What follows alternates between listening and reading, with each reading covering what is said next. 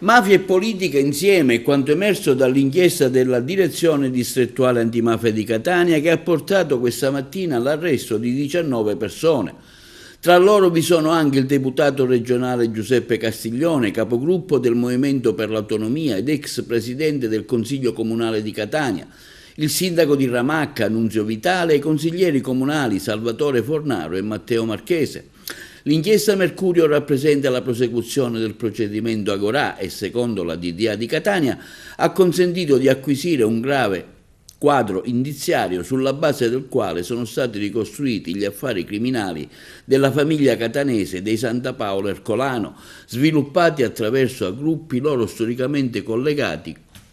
quali quello del Castello Ursino e della famiglia di Ramacca. Quest'ultima è egemone nel territorio anche dopo l'arresto avvenuto nel 2022 del suo esponente di vertice Pasquale Oliva. Il quadro indiziario ha anche evidenziato la capacità dei clan di infiltrarsi nelle istituzioni attraverso soggetti politici locali, dei quali hanno sostenuto la candidatura rispettivamente per le tornate elettorali nei comuni di Misterbianco e Ramacca del 2021, dell'Assemblea regionale siciliana del 2022. L'indagine avrebbe individuato e ricostruito l'organigramma del sodalizio mafioso del gruppo del Castello Ursino, con a capo la figura di Ernesto Marletta e quella dell'organizzatore di Rosario Bucolo. Quest'ultimo risulterebbe impegnato attraverso altri affiliati nella gestione di estorsione ai danni di diverse attività commerciali e imprenditoriali del centro città, con richiesta di tangenti o l'imposizione di manodopera,